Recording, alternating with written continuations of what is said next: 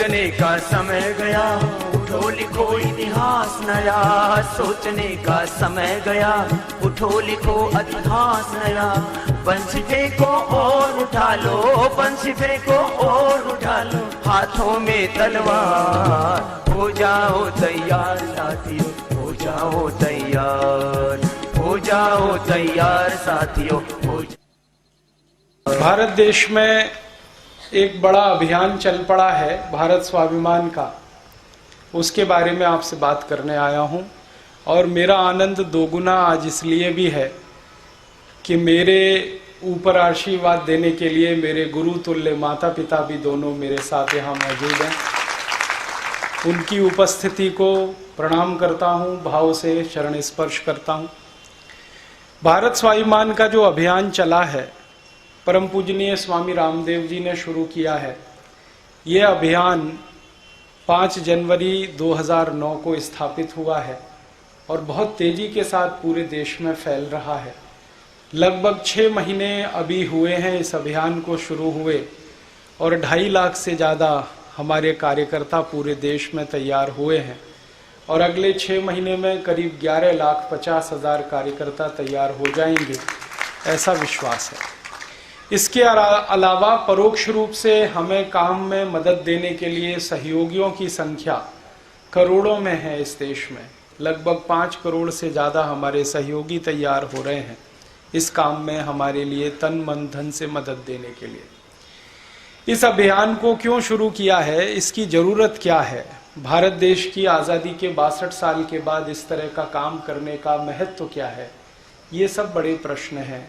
कोशिश करूंगा कि मेरे व्याख्यान से उनका जवाब मिल सके और मेरे व्याख्यान के बाद में आपको भरपूर समय दूंगा प्रश्नोत्तर करने के लिए। आप जितनी देर यहाँ प्रश्न करना चाहेंगे मैं यहाँ बैठूंगा, आपके प्रश्नों का उत्तर देने की कोशिश करूंगा। भारत स्वाभिमान का अभियान जो शुरू हुआ है वो क्यों हुआ है और ये अभियान क्या है, हम क्या करना चाहते हैं, हमारा उद्देश्य क्या है, हमारी नीतियाँ क्या हैं, इन सब बातों को शुरू करने से पहले देश के बारे में थोड़ी जानकारी आपसे कहना चाहता हूँ। अपने भारत देश की आज की जो वर्तमान परिस्थिति है बड़ी भयावह है। देश की दशा और दिशा दोनों ही ठीक नहीं है। हमारे भारत की जो दशा है बहुत खराब है। आज़ादी के 62 साल के बाद इतनी खराब स्थिति किसी देश की हो सकती है, ये सुनकर बहुत अफसोस मन में होता है। और ये एक ऐसे देश के बारे में अफसोस होता है जिस देश में महात्मा गांधी, सरदार भगत सिंह, ऊधम सिंह, चंद्रशेखर आज़ाद, तात्या टोपे, नाना साहब पेशवा, नाना फडणवीस, झांसी रानी लक्ष्मीबाई, रानी झलकारी बाई, कित्तूर चेन्नम्मा, रानी दुर्गावती, ऐसे महान महान क्रांतिवीरों की जन्मस्थली कर्मस्थली जो देश रहा, उस देश के बारे में ये जान और सोचकर बहुत अफसोस होता है कि इतनी खराब हालत है। हमारे महापुरुषों के नाम लेना शुरू करें तो श्री राम, श्री कृष्ण, महावीर, गौतम बुद्ध, नानक साहब, हमारे देश में दक्षिण में हुए तिरुवल्लुवर, सूरदास, तुलसीदास, कबीरदास, ऐसे अनेक अनेक महापुरुषों की जन्मस्थली और कर्मस्थली भारत, उसकी आज की दशा देखकर बहुत अफसोस और दुख होता है। कभी इस देश में राम राज्य रहा, कभी इस देश में कृष्ण राज्य रहा। राम राज्य के बारे में आप सभी जानते हैं, दैहिक दैविक भौतिक तापा, राम राज्य में कदहु न व्यापा।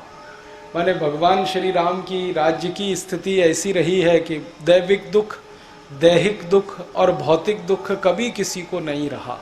और ये 3 तरह के ही दुख जीवन में सबसे बड़े होते हैं, कभी नहीं रहे इस देश में। ऐसा राज्य कभी चलता रहा जिस देश में आज उस राज्य में हर व्यक्ति को दैहिक दुख, हर व्यक्ति को दैविक दुख, हर व्यक्ति को भौतिक दुख हो गया, तो ये तो बिल्कुल उल्टा हो गया। क्या हो गया हमारे देश को? कौन सी ऐसी विपदा ने घेरा, कौन सी ऐसी हमारी कर्महीनता की स्थिति बनी है, क्या हो गया है जो हम इतनी दारुण स्थिति में हैं? जिस भारत में श्री राम ने कभी शासन किया और राम राज्य में कभी कोई गरीब नहीं, भूखमरी का शिकार नहीं, कोई चोरी नहीं करता, कोई डकैती नहीं डालता, किसी को फांसी नहीं देनी पड़ती, कोई अपराध नहीं होता, ऐसा आदर्श राज्य जिस देश में रहा हो, उस देश के आज के राज्य की व्यवस्था बहुत शोचनीय है, बहुत ज़्यादा दुर्गतिपूर्ण है। कुछ छोटी छोटी बात आंकड़े में करूं तो वो कुछ ऐसी बातें हैं। 115 करोड़ की आबादी का देश है और इस 115 करोड़ की आबादी के देश में 84 करोड़ लोग इतने गरीब हैं जिनके पास एक दिन में खर्च करने के लिए 20 रुपया नहीं। इतनी दारुण स्थिति है इस देश की। हमारे भारत देश की जो सरकार चल रही है इस समय, उसके प्रधानमंत्री हैं डॉक्टर मनमोहन सिंह। डॉक्टर मनमोहन सिंह के एक बहुत अच्छे मित्र हैं, उनका नाम है प्रोफेसर अर्जुन सेन गुप्ता। बहुत बड़े अर्थशास्त्री हैं, आर्थिक विषय के बड़े विशेषज्ञ माने जाते हैं प्रोफेसर अर्जुन सेन गुप्ता। हमारे देश की सरकार का एक बड़ा विभाग होता है जिसका नाम है योजना विभाग, प्लानिंग डिपार्टमेंट। पंचवार्षिक योजनाएं जहां से बनती हैं, उस विभाग के सालों साल उपाध्यक्ष रहे प्रोफेसर अर्जुन सेन गुप्ता।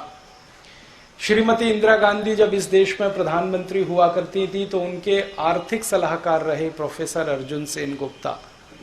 बंगाल की सरकार के सालों साल वित्त मंत्री रहे प्रोफेसर अर्जुन सेन गुप्ता। दुनिया के कम से कम 25 से ज्यादा विश्वविद्यालयों के विजिटिंग प्रोफेसर हैं प्रोफेसर अर्जुन सेन गुप्ता।